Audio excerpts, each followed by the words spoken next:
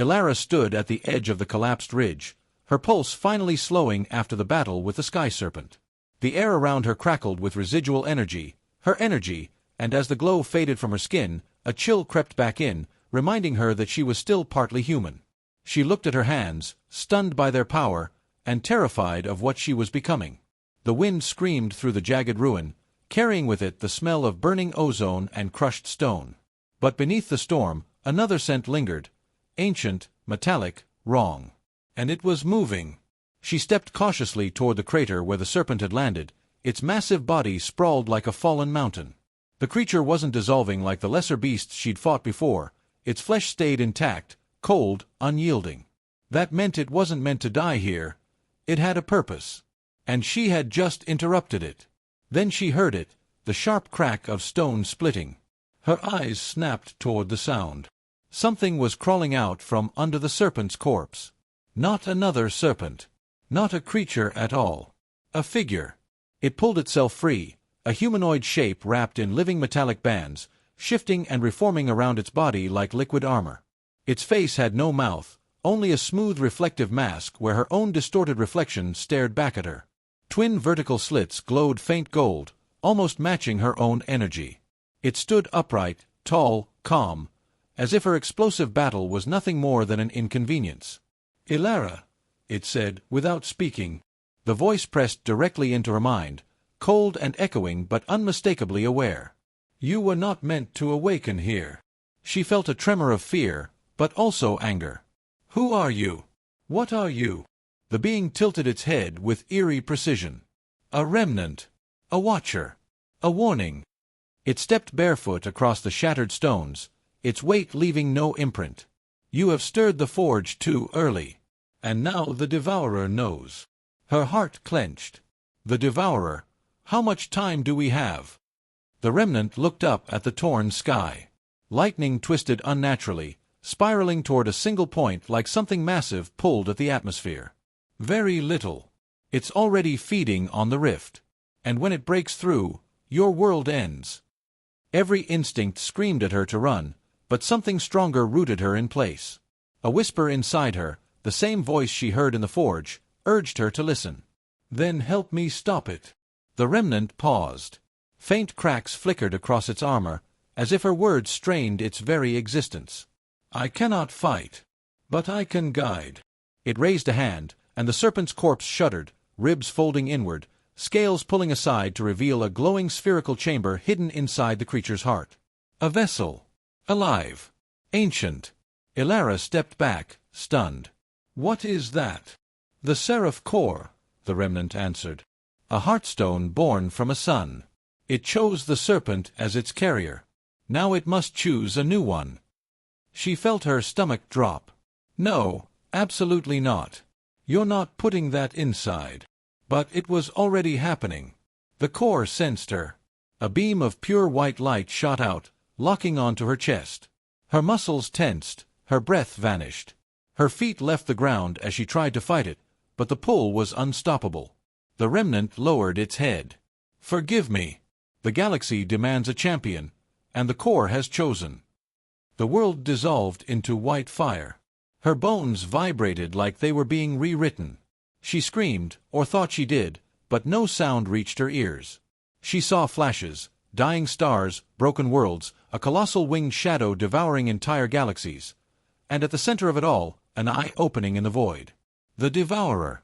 When her vision cleared, she was on her knees, gasping. The core's glow now pulsed faintly inside her chest like a second heart. Every heartbeat felt like it echoed through space. Elara looked up at the remnant, trembling. "What did I just become?" It stepped back, almost reverently. "The only weapon the Devourer fears." The ground shook violently, so hard the entire ridge split open. Lightning spiraled toward the sky's center, forming a massive vortex. A shape began pressing through the storm. Something with wings large enough to cover continents. The remnant's voice sharpened. "Elara, run." But she didn't. She clenched her fists, golden cracks blazing across her arms. "No. I'm done running." She rose into the storm as the first piece of the Devourer pushed through the sky. Elara rose into the churning storm as the world beneath her cracked like thin ice. The sky was no longer a sky, it was a wound. A colossal vortex torn open by something pushing through from the other side. Lightning spiraled inward toward the breach, drawn like metal to a magnet. The wind howled with such force it stripped bark from distant trees and sent debris spinning upward like a reverse waterfall. The remnant stood far below, its metallic form flickering as if the air itself rejected its presence. "Elara!" Its voice echoed inside her mind, urgent, strained. "Do not engage. You are not prepared." But she barely heard it. Her heartbeat thundered like war drums, each pulse echoing with the core embedded deep within her chest. Golden cracks flickered across her skin, brighter than they had ever burned before. The new energy inside her felt unstable, raw, volatile, alive, like holding a newborn star inside her ribs. She didn't know how to control it. She didn't know if she was seconds away from exploding. But she also knew something else, something far more terrifying. Whatever was coming through that vortex was older than the serpent. Older than the forge. Older than the remnants. The first piece of it broke through the storm, an enormous claw, blacker than space, each talon the size of a skyscraper. It gripped the torn edges of the sky like it was pulling itself out of another universe. The lightning didn't strike it, lightning bowed to it, flowing along its form as if the creature fed on electricity. A deep vibration rolled through Elara's bones, not a sound but a presence. The devourer was not simply arriving. It was announcing itself. The storm clouds ignited with burning symbols, massive ancient glyphs, spiraling outward like a celestial warning. The ground below responded. Mountains trembled, ice fissures spread for miles, and even the serpent's corpse began to disintegrate into ash. Elara steadied her breathing. "I won't let you through," she whispered, her voice nearly lost in the chaos. The core pulsed inside her. She felt its response. A push of warmth, a surge of strength, like a hand guiding her spine straighter. Then the claw tightened on the sky's edge, and something far worse emerged. A face, or something like it, vast, skeletal, built from pure void. Its eyes opened like twin collapsing stars, each one radiating a gravity that pulled at Elara's mind, tugging at her memories, her identity, her soul. She felt herself drifting, like being sucked toward a nightmare. "No," she growled, shaking her head violently. "Not again." She slammed her fists together. A shockwave of gold erupted from her palms, blasting back the gravitational pull just enough to recenter her mind. But the effort nearly knocked her out of the air. The remnant's voice returned, weaker. "Elara, listen carefully. That is not the devourer itself. It is only the herald, the beast that opens the way. Only the herald." And it was already larger than anything she had ever seen. "If the herald completes the breach," the remnant continued, "the devourer will cross, and your world will become dust." Elara gritted her teeth. "Then I stop it here." "You cannot stop it. Not yet." The remnant stepped forward, raising an arm toward her, its body glitching violently. "But you can delay it." She didn't want to delay anything. She wanted to end it. But the truth hit her like ice. She didn't know how to use her new powers. She didn't know what the core was fully capable of. And the herald knew exactly what it was doing. The beast roared, or rather, the sky collapsed in on itself. The vortex doubled in size. Buildings miles away shattered from the shockwave. "Elara!" the remnant shouted. "Move!" The herald swung its colossal claw downward. It didn't swipe at her. It swiped at the world. The blow tore a canyon into the earth thousands of meters long. Frozen soil exploded outward, snow and stone raining across the horizon. Elara felt the impact before it even reached her, pressure compressing her chest, air ripped from her lungs. She reacted instinctively. She thrust both hands forward, screaming. The core flared brilliantly. A beam of pure gold erupted from her palms, not smooth, not controlled, wild, chaotic, sparking like a lightning storm. The blast hit the herald's claw. And for the first time, the monster recoiled. Only slightly. But enough. Elara hovered, gasping, arms trembling, her vision fading at the edges. She had poured out nearly everything she had in one attack. The herald slowly lowered its claw and looked at her. Its void eyes narrowed, recognizing her now. Acknowledging her. The remnant whispered with awe. It sees you as a threat. The herald raised a second claw, much slower, deliberate, like a predator testing prey. Elara forced her energy to gather again, but her limbs felt like they were turning to stone. Her breath came in shudders. The core flickered. She wasn't ready. She wasn't strong enough. Not yet. The herald's claw descended again. The remnant screamed, "Elara, fall back!" But Elara didn't flee. She dove forward, straight toward the monster's incoming strike, golden light streaking behind her like a comet. Elara shot forward like a golden comet, the wind tearing at her face as she raced directly toward the descending claw. Every instinct screamed that this was suicide. The claw was vast enough to crush a mountain. Just being near it bent the air, twisted gravity, and made her bones vibrate like tuning forks. But something inside her, something deeper than fear, demanded she keep moving. The core pulsed violently, syncing with her heart. Boom, boom, boom. Each beat sent energy crackling across her skin, illuminating the storm like flashes of sunlight. She didn't understand what the core was doing, whether empowering her or consuming her, but she knew she had no choice but to trust it. The herald's claw came down like a falling moon, ripping open the clouds and sending spiraling tornadoes of debris across the battlefield. "Elara, pull back!" The remnant's voice fractured through her mind, glitching with interference. "You are not ready to withstand." She didn't listen. She clenched her jaw and hit the claw head-on. The impact was like colliding with a collapsing star. A shockwave erupted, gold clashing with void. Snowfields vaporized. Mountains cracked. The sky itself rippled. Elara felt the crushing weight of 1,000 worlds trying to flatten her into nothing. Her arms bent inward, bones screaming, but the core ignited again, this time in a massive eruption of consciousness. Suddenly, she wasn't in her body. She was everywhere. 1,000,000 galaxies stretched out before her like a cosmic tapestry. She saw dying suns, birth of nebulae, and creatures of impossible size drifting through the void. But in the center of it all, the Devourer, a winged titan, larger than worlds, encased in shadow so dense it swallowed starlight. Its eyes were black holes rimmed with gold fire. Its presence alone erased every star within reach.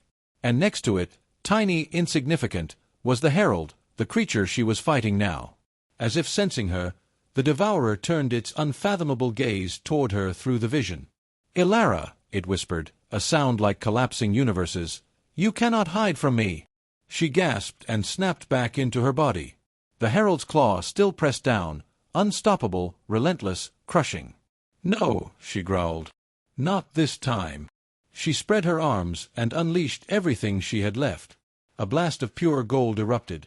Not a beam, not a strike, but a pulse, a spherical shockwave that tore outward in all directions.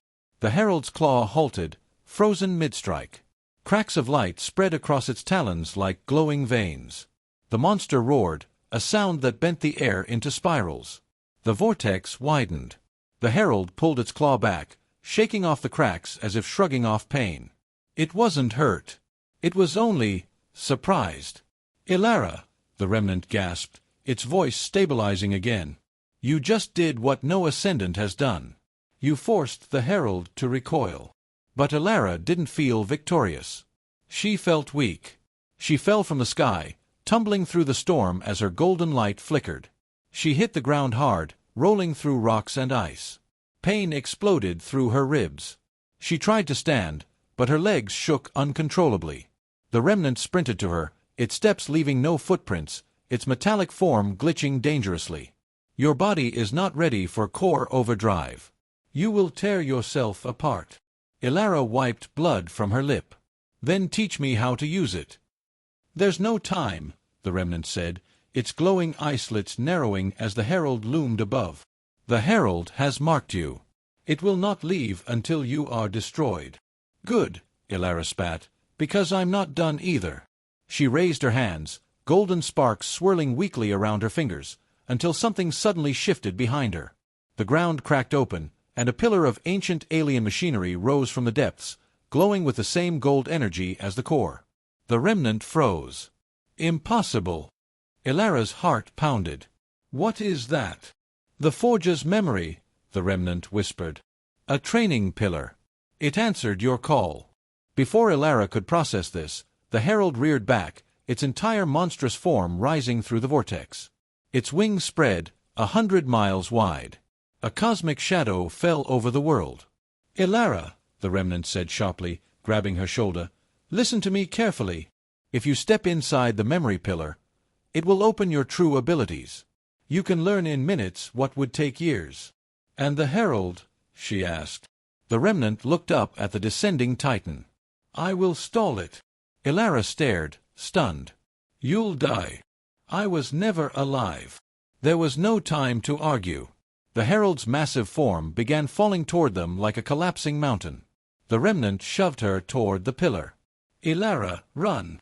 She sprinted, golden energy flickering behind her. The pillar split open, revealing swirling tunnels of memory, light, and alien architecture.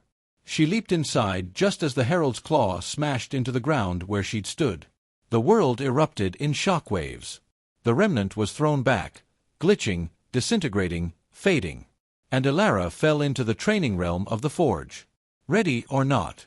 Elara's scream vanished into silence as she plunged into the glowing abyss. There was no sensation of falling, no gravity, no air, only weightless drifting through an endless tunnel of light. Golden patterns flickered along the walls like constellations rearranging themselves. Each symbol pulsed in rhythm with her heartbeat, as though the Forge itself was sinking to her blood. Then the light snapped. The world reformatted. Elara hit solid ground hard enough to roll, the impact echoing like thunder in a vast empty space. She pushed herself up, gasping, only to freeze when she realized where she was. The terrain around her was made of floating stone platforms suspended in a void of swirling gold mist. Ancient pillars jutted upward, each etched with alien glyphs that shifted and rearranged like living language. The air hummed, not with wind, but with memory. "Welcome, Ascendant Initiate," a voice boomed from everywhere and nowhere, calm and ancient. Elara spun, fists up. "Who's there?" "The Forge Memory Core," the voice answered. "You seek mastery. You seek survival. You seek power beyond your current form. But power must be earned." The ground trembled. The mist around her thickened, took shape, and formed into a humanoid silhouette, tall, armored in gold, face masked in brilliant white light. Her breath stopped. It was herself, but stronger, older, perfected. "Trial 1, the voice declared. "Confront your limit." The golden version of Elara stepped forward, eyes blazing like twin suns. "You cannot defeat the Devourer," it said. "You cannot even defeat me." Elara clenched her fists. "We'll see about that." Her doppelganger moved first, faster than lightning. A palm strike hit Elara square in the chest, sending her flying off the platform. She barely caught the edge before she could plummet into the swirling void. Her double hovered above her, hands crackling with controlled golden power. "You are reckless," it said. "Undisciplined. You rely on instinct and chaos." Elara gritted her teeth. "Instinct kept me alive. Instinct will kill you here." A blast of energy shot downward. Elara rolled away just before the platform exploded. She crawled, breath shaking, trying to gather her power, but it sputtered weakly. The core inside her beat like an overworked heart, refusing to stabilize. Her doppelganger landed gracefully in front of her. "You do not understand the core," it said. "You are using it like a weapon. It is not a weapon. It is a star." Elara forced herself to stand. "Then teach me." "That is what the Forge is doing." The golden Elara raised a hand. Dozens of gleaming spears formed behind it, light condensed into deadly shapes. They shot forward instantly. Elara threw up her arms, expecting pain. Instead, the core reacted. A golden shield erupted from her palms, unstable, flickering, barely holding, but strong enough to block the first volley.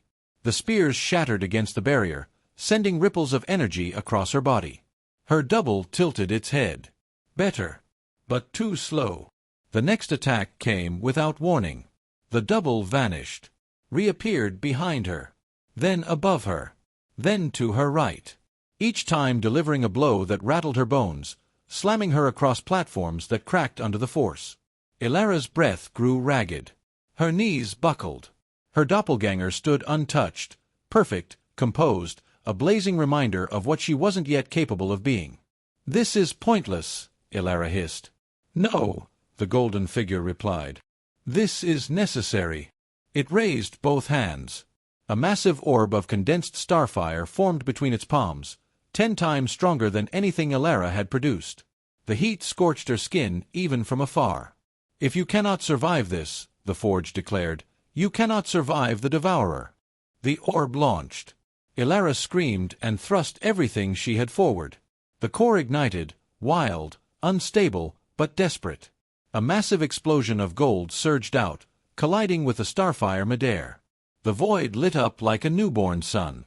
Shockwaves tore through every platform. Memory pillars shattered. Elara was thrown backward, tumbling into the abyss, until a hand grabbed her wrist.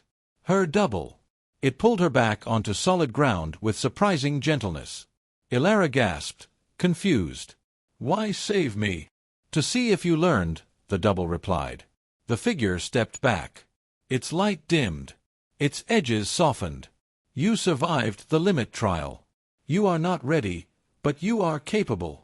Elara pushed herself to her feet, sweat dripping, lungs burning. "What's next?" The Forge answered. "Trial 2. Confront your fear." The world around her dissolved. The void darkened. And the first thing forming from the darkness was the silhouette of the Devourer. Wings spanning galaxies. Eyes burning with gravitational fire. Elara felt her heart seize. The trial had only begun. Elara stumbled out of the collapsing memory chamber, her breath sharp and uneven, the glowing sigils on her arms still pulsing like fresh wounds. The Forge around her had changed. Its once still corridors now trembled with distant roars, each echo vibrating through the metallic bones of the ancient structure. Orin rushed to her side, eyes widening as he saw the shimmering fractures spreading across her skin. "You weren't just shown a memory, something bound itself to you," he whispered, but Elara barely heard him. The vision still throbbed behind her eyes, the shattered constellation, the falling world, the Ascendant standing alone amid ruin. A sudden metallic screech ripped through the air. Lights along the walls flickered, and the temperature plummeted as a wave of cold, humming energy swept over them. The Serpent's kin, smaller, faster, spectral versions, materialized from the vents and shadows, their bodies woven from the same cosmic threads as the Sky-Serpent she had faced earlier. "They're not attacking," Elara murmured, stepping forward. The creatures circled her, sniffing the glowing sigils, almost reverent, until the chamber doors exploded inward. A towering figure emerged, part armor, part living mineral, its face hidden behind a cracked crystalline mask. "Ascendant!" Fragment.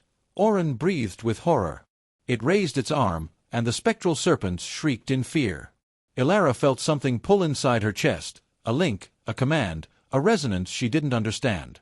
"You carry the mark," the crystalline giant spoke, its voice layered like multiple beings at once. "The Forge has chosen your path, but choice always has a price." Before she could speak, it lunged. Elara dodged, her new powers reacting on instinct, forming a luminous barrier that cracked under the impact but held just long enough for Orin to drag her behind a broken pillar. Energy blasts shook the Forge as the giant advanced. But something else stirred. The spectral serpents slithered to Elara's feet, bodies aligning into a spiral, an ancient Ascendant battle formation. They weren't fleeing the fragment. They were waiting for her command. "I can control them," she whispered, disbelief shaking her voice. "No," Orin said, gripping her arm. "Not control. Lead." The fragment roared again, lifting its massive blade of shimmering cosmic iron. Elara stepped forward, the symbol on her arm blazing brighter than ever, the serpents rising around her like coiling streams of starlight. Her heartbeat synced with the Forge, with the serpents, with the echo of the memory she had just endured. For the first time, Elara felt not chosen, not forced, but ready.